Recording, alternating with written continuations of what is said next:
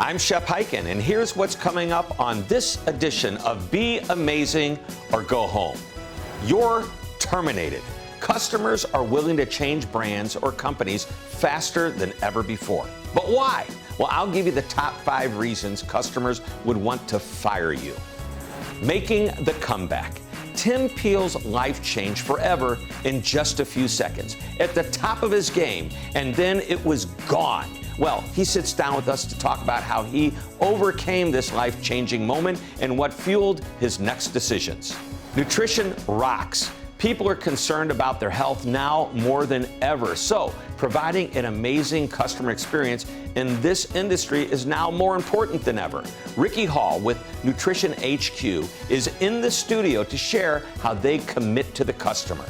And keep your friends close and your enemies closer.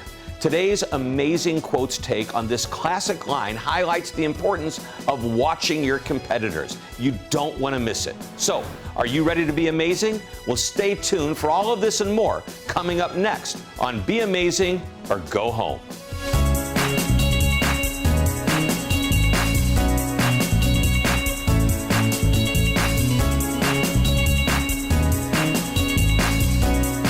Hello, I'm Shep Hyken, and this is Be Amazing or Go Home, the show dedicated to take you from average to amazing. Now, customers today are willing to switch brands or companies faster than ever. Consider this from our 2021 Customer Service and Experience Research. 83% of customers said, I'm willing to switch brands or companies because of a bad customer service experience. And 79% of customers said, I'm willing to switch brands or companies because I know another company will give me a better experience. So, what specifically would compel a customer to make the switch? Well, here are the top 5 reasons customers would terminate the relationship with you and your organization. Number 1, apathy or rudeness. 67% would leave due to rudeness or apathy from a company or an employee. Apathy can come across as if you don't care about the customer. It can even look like you don't care about your company. You're just going through the motions. Number 2, inability to connect. Now, 63% would leave because they couldn't connect with someone from support. If you want to irritate a customer, make it hard for them to connect with you. It could be that it's hard to find your phone number or email address. This is an easy one to fix. Number 3, inconsistent information. 62% of customers would leave because they received inconsistent information. I've learned that if I call someone in customer support and I don't agree with their answer, I'll call back to talk to someone else who might give me a completely different answer. Now, keep in mind, it's not that I don't like the answer. I can live with an answer I don't like. It's when I think the answer is wrong based on logical reasons. I'm often surprised at the completely different answers I receive from 2 or 3 employees in the same company. By the way, this does nothing to bolster my confidence in them. Number 4, wasting the customer's time. 57% of customers would leave because of long hold or wait times when trying to reach out to a brand or a company. Who wants to wait on hold? We're all busy. If you're going to make your customers wait, then tell them how long they'll have to wait and be willing to give them the option of having a callback. The cost of the technology to do this and more is not really that expensive. There's no excuse to waste a customer's time. And number 5, slow response times. 53% would leave because of slow response times to emails or messages. Now, I covered this more extensively in a recent Forbes article on slow or no responses to customers' emails. I'm amazed at how long it takes for some companies to respond. Why make me wait 8 hours for an answer? If I wanted my problem resolved in 8 hours, I would have waited 8 hours to contact you. Something else that's interesting and important, especially depending on the type of business you're in, is that age makes a difference. For example, the number 1 reason baby boomers would leave at 76% is because of rudeness versus 54% of Gen Z customers. In any type of business, you want to recognize the generational differences in how your customers conduct business and what they expect when it comes to customer service and customer experience. One size size does not fit all. So get out there and implement strategies to make your customers say, I'll be back. It wasn't much, but I wanted to get a penalty against Nashville early in the... That one hot mic incident on March 23, 2021 became a life-changing moment for former NHL referee Tim Peel. Tim was fired the next day after officiating more than 1,400 games as an NHL referee. So, what do you do when you're at the top of your game and then it goes away just like that? Well, Tim Peel is here in the studio to talk about all that and more. Welcome to the show. Thank you, Shep. Thank you. Great to see you. So I can only imagine at the end of that night, you probably knew you'd made a mistake. Correct. Okay. I found out when the game was over. My boss called me in the dressing room and said, we have a problem. And I didn't even know what he was talking about. And then he sent me the clip. And so I hung up the phone and I looked at the other officials because they were wondering what was going on. And I said, I might get fired tonight. And then it went from there. Wow. So and you were in Nashville. I was in Nashville. So you still had to come home. Still had to come home. So I knew that they were going to take me off the game 2 nights later in Dallas. I still didn't know if I was going to get fired or not, or maybe suspended. So I booked a flight home the next morning to back to St. Louis. And while I was at the airport at 7:30 in the morning, Stephen Walkham, the director of officiating for the National Hockey League, called me up and said, you have worked your last game in the National Hockey League. So I didn't grovel. I didn't say, oh, no, don't do it. I said, okay, I've got to let you go. I got a flight to catch. And I got on the plane and flew home to St. Louis. So so when we know the incident happened, that's history. Right. At that moment, I want to know what was going through your mind. I mean, did you think my life is over? What am I going to do now? Woe is me. I mean, no, what's going on? That's a good question. For whatever reason, I didn't feel like that. I had another incident 6 years ago where I took a tequila shot with a reporter the night before a game, and the league had suspended me for a game. And I was really upset when that happened because I knew I had really messed up. This here, the audio clip is a 2-second audio clip. And imagine... In 2 seconds? 2 seconds. 2 seconds. Imagine I had built a reputation up worldwide, North America, certainly here in my... Yeah, because you also officiated Olympics in Russia in 2014. Yeah. Right. And I had built a reputation up, especially here in St. Louis, and in a 2-second audio clip, all of a sudden, all of that was destroyed. Wow. And so the mindset, you're on the airplane, you've been told, like, when you got off the airplane, what did you think? I guess I'm going home. What am I going to do next? My life is over? No, it's funny. I didn't think that my life was over. I grew up, I was left in an adoption agency when I was young. I grew up in a trailer park in Canada. My mom died of cancer at 50. I went through a lot in my life. I had battled depression a little bit approximately 7 years ago while I was still a ref in the National Hockey League. And I've built my whole life on just resiliency and perseverance. And this was just another incident where I knew I had been kicked in the stomach, but I wasn't going to let it. Stomach is a good word. Yeah, but I wasn't going to let it define me. I wasn't going to let that one incident define Tim Peel, because I knew who Tim Peel was as the person, the man, the husband, the father, and I knew my life wasn't over because I had a beautiful wife and 2 beautiful kids that are my life. Yeah, and that's a great way to think. So you're very positive. Resilience. When people understand what true resilience is, that's exactly how you described it. The ability to get up after you've been knocked down, kicked in the stomach, kicked in the teeth, or kicked somewhere else. Correct. Yeah, because most people, when they get let go from a company, it doesn't make People magazine. They don't talk about it on the Golf Channel. They don't talk about it on Fox and CNN and every sports show in the world. So I had to be mentally tough. I had to set an example for my kids and for kids that I coach in hockey, that there are going to be times in your life where things don't go the way that you hope that they do. This certainly wasn't the way that I wanted to end my career. I was retiring 4 weeks from the date of my incident. So it wasn't like I went in... 4 weeks from retirement? Correct. Oh my. Yeah, April 24th was my last year after 23 years in the NHL. So it wasn't like I went into that game going, I think I'm going to mess up the rest of my... the last 4 weeks. Things have been going so well, right. Other than that one tequila incident. Right, exactly. Wow. And so 6 months later, how do you feel? I feel great. I feel great.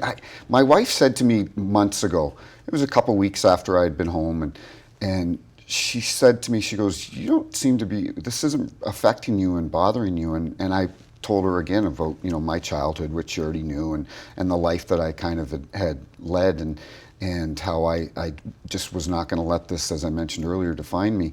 And I was excited about new opportunities. I was almost relieved, wouldn't be the right word, but I was really looking forward to the next chapter in my life. And I'm a big believer in things happen for a reason. And I said, you know what, this happened and there's a reason that it happened, and I'm gonna be better. There are gonna be better things down the road for Tim Peel. Wow, that's a great way of looking at things. You know, it's not what happens to you, it's what you do about what happens to you. 100%. And you know, I have a friend of mine who was in a terrible car accident, and he was burned and lost his hands, and he's in a wheelchair, and he said, you know, before I could do 10,000 things, now I can only do 9,000. I can dwell on the 1,000 or focus on the 9. It sounds to me like you're focusing on the 9,000 things you can do. Yes. Right now, what are you doing? You're not working for the NHL, but you're busy. Yeah, I'm busy. I've got an apparel line that I'm selling here in St. Louis with Jamal Mayers. Him and I represent this company. Yep. I'm doing mortgages. Jamal's a great hockey player. Jamal was a great player. Yep. Doing mortgages. Another company's approached me to open up an office here in the staffing business. So, what about hockey? Anything? Yes, I'm coaching hockey. I'm coaching my son, Jamal Mayers, and I coach our kids together. We're on the Central States team, and that's the nicest thing about my career now being over, is being home with my family and getting to see them, you know, being able to go to the rink every day. COVID, you had to stay home. Yes. Wasn't your wife just a little bit relieved when you went back on the road? No, you know what? We actually get along, so she enjoyed having me home and being able to help out. So she likes having you back at home. Yeah, she loves it. That's fantastic. So I want to ask you, I guess some people look at things like this that happen to you, when I say things, incidents that are setbacks to many. You've been kicked in the stomach, kicked in the teeth. Do you consider this all a blessing in disguise? I don't know if a blessing, you know, the one regret, I didn't let things bother me when this happened. The only regret that I did have is when I was scheduled to do my last game, which was on April 24th here in St. Louis, my family was going to be on the ice. My kids were going to get to see their dad. It still upsets me today that they were going to get to see their dad ref his final game in the National Hockey League. All my friends were going to be there. That's the only regret that I have. I don't have a regret of what I said. What I said wasn't my intent. I didn't mean to say it the way that it came out. And the only regret that I have is that. Well, that's pretty powerful. Focus on the family. That's obviously the most important thing to you. And I think that what we take away from this is you're an inspiration and a role model for others when they get knocked down, when it looks like, gosh, I've lost everything I've worked for. This is what happens. Just look at Tim Peel. Well, thank you, Shep. I really appreciate it. Thanks for being on the show. Thank you very much. All right.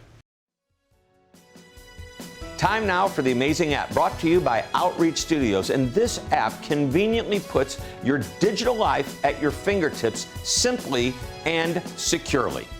LastPass manages your passwords and removes all friction points so you don't have to worry about it, and lets you focus on other things. Simply log in and go once you save a password in LastPass, and you'll always have it when you need it. You can always conveniently and safely share these passwords and notes with anyone. LastPass also beefs up the security with the Password Manager Vault, and storing other important digital records is easy. The Vault provides a safe and encrypted location for all your passwords, notes, files, and more in a convenient setting. Other safety features include a built-in password generator that's strong and protects against hacking, as well as dark web monitoring, protecting your personal information. And of course, LastPass password management can be done from anywhere at any time. LastPass works for personal accounts, but also proves to be amazing for businesses no matter the size. LastPass protects every access point to your business while seamlessly connecting employees to their work. LastPass reduces user friction without compromising security by eliminating employee password reuse, managing passwords from one place, protecting your business's sensitive data, and allowing employees and clients to share passwords simply and safely. So, by reducing friction and providing the proper access for its users, LastPass is truly a convenient and amazing app. Building a culture for your clients and your team can take you from average to amazing. And that's what Ricky Hall set out to do when he created NutritionHQ. Ricky was frustrated with his customers' health and wellness being looked at as just a business by the nutrition franchises he worked with for over a 15-year period. So Ricky set out to create a culture for his clients and team with unparalleled commitment, trust, and opportunity. And Ricky Hall of NutritionHQ joins us here to share how he did it and talk about healthcare and nutrition and vitamins and supplements. It's good to see you, Ricky. My pleasure. And you're looking very healthy. Thank you. I got to kind of look at it if I'm going to sell it. You know what? Years ago, Jack LaLanne once said, "Boy, you're so old. How do you do it?" He says, "Well, I can't die. It would be bad for business." That's correct. Yeah. For those that don't know who Jack LaLanne is, younger people, look him up on YouTube. You'll laugh, but you'll also understand what we're talking about. He had great energy. Great energy. And how old was he when he died? Do you know? I don't know. He might have been. He was doing like 100 push-ups at the age of like 90. I mean, the guy is amazing. All right, so let's talk about NutritionHQ. Yes. It's a retail store. Yes, it is. And I know you were involved with many other stores. You had a national chain of stores, and you decided to leave because you didn't like the way they were handling business. I get the idea that you are focused more on the customer than the business, which in my mind is really good for business. And that's what it was. And we found out like we weren't able to take care of the customer's needs like they actually needed, which was in turn, they weren't coming back and shopping with us. Yeah. Now, when you say you weren't taking care of their needs like they needed, meaning? So maybe they needed a protein or a branched chain amino acid, but we were forced to sell a multivitamin to them. Don't get me wrong, the multivitamin was good and they needed it, but they came in for something else. And that's what we do at NutritionHQ is we listen to what your needs are and then give you suggestions. And that's how we start the program. So you say, listen to the customer, I come in, I think I need this. Are you going to tell me, will you ever tell me I'm wrong?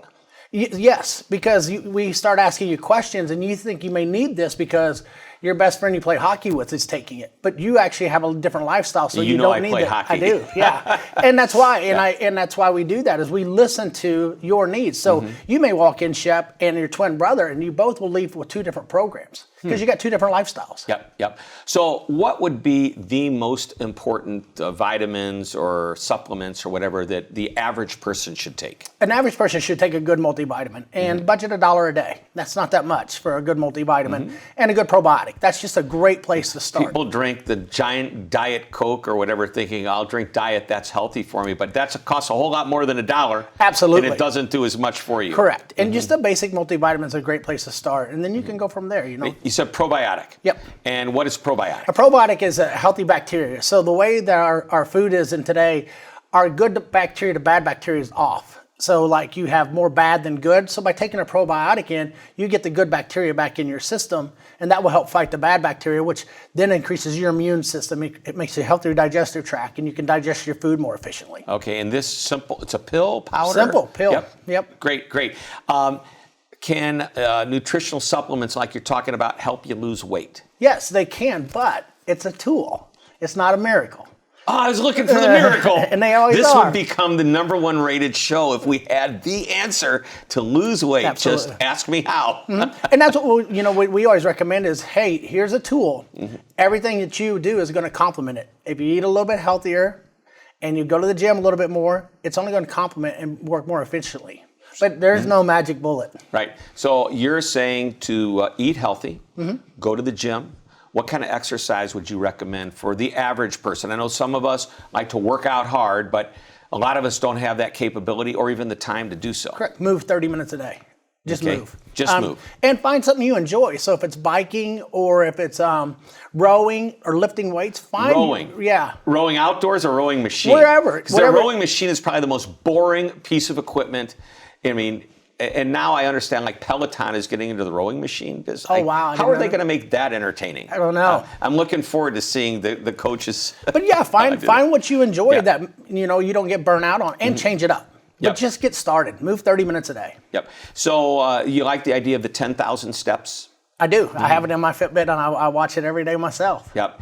And the average person needs how many calories approximately? Oh, that depends on so many different. Yeah. So size and weight and age and everything. And what we teach the most is not so much calories, because you can eat 1,500 calories, but it's sugar. It's still 1,500 calories. We go after getting good protein in, having a balanced diet, getting good carbohydrates in. So that you just said something that kind of may break my heart here.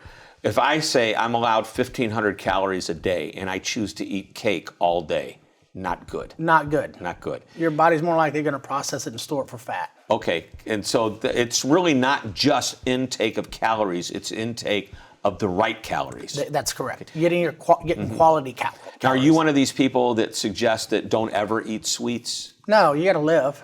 Yeah, there you go. you gotta have some, You know what that lady on the Titanic when it was sinking said, who was on a diet?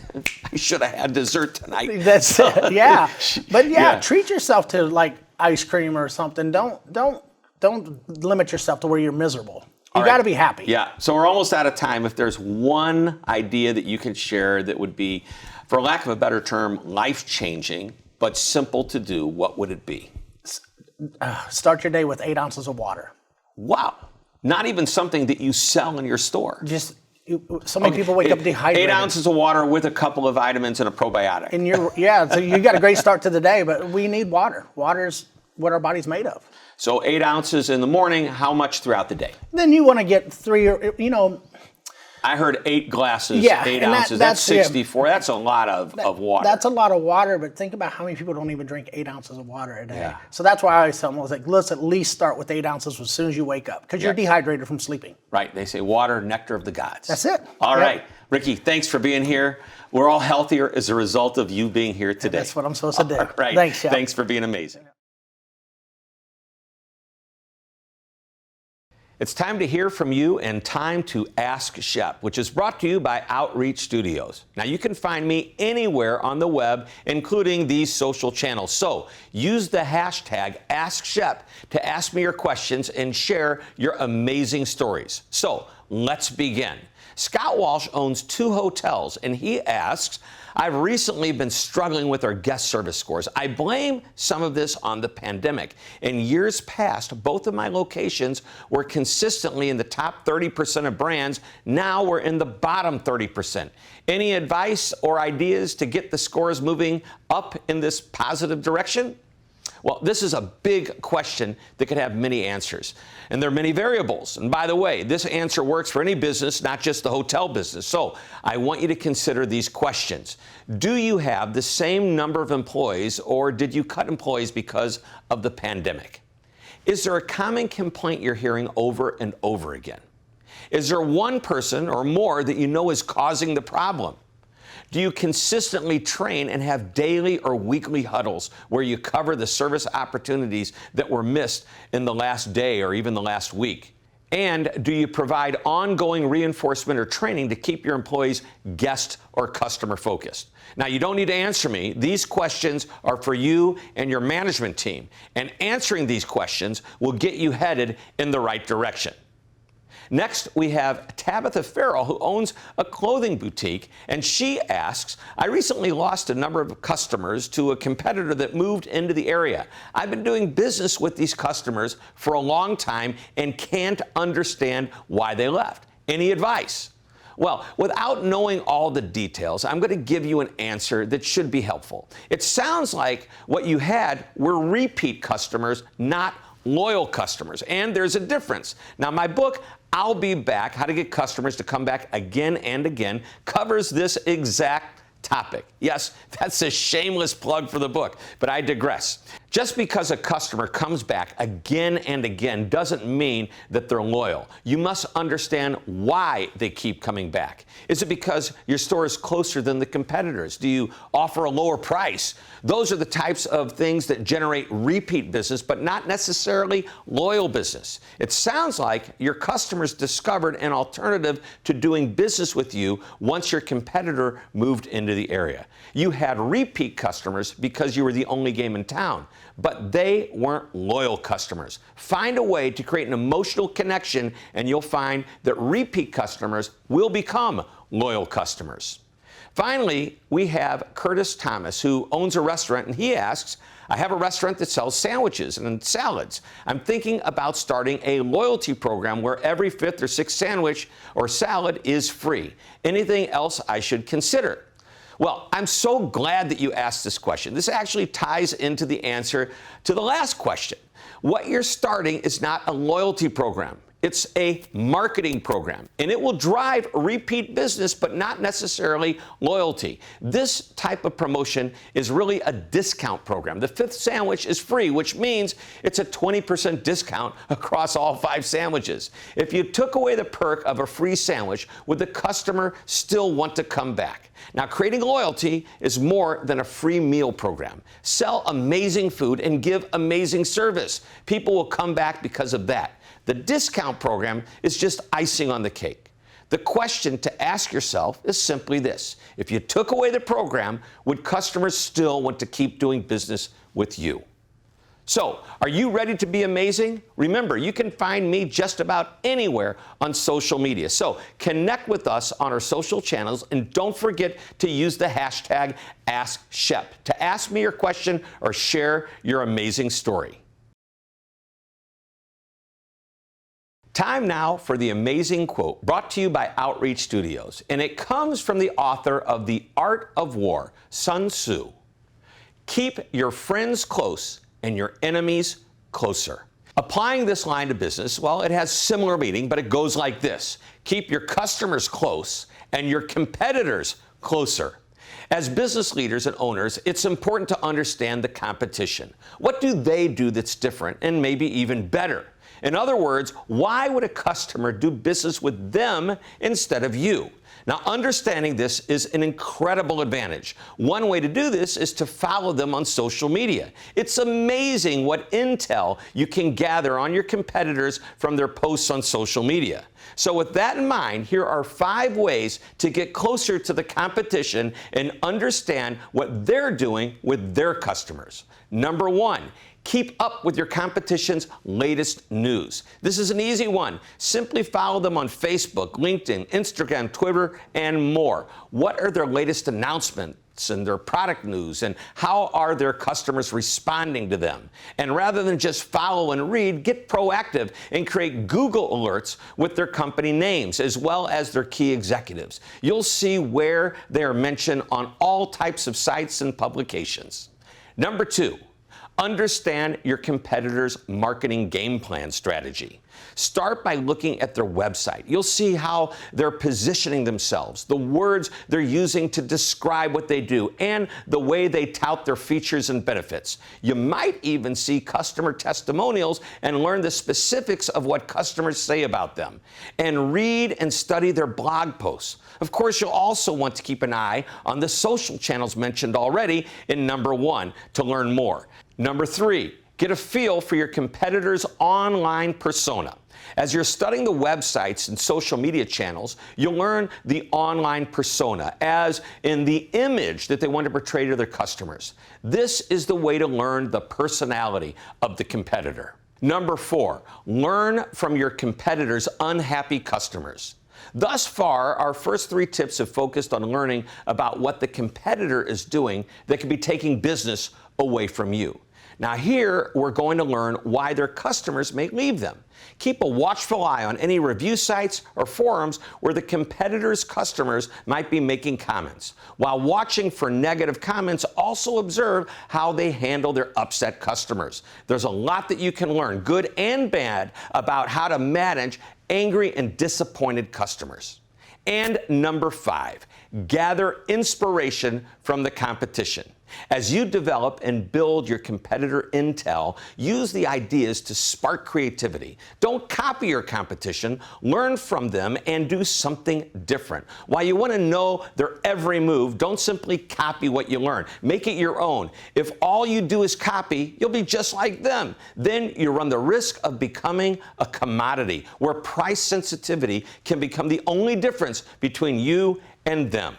Now, regardless of the type of business you're in, the size of the company or the industry, you have competitors. Knowing and understanding their marketing strategies, how they react to their customers' comments, good and bad, and how they come across in public forums, in social media, can give you an incredible advantage. So keep your customers close and your competitors closer. Well, that wraps up this edition of Be Amazing or Go Home. And remember, you can find me just about anywhere on social media, so be sure to connect with us on our social channels, and don't forget to use the hashtag AskShep to ask me your questions. Thanks for tuning in. This is Shep Hyken, reminding you to always be amazing.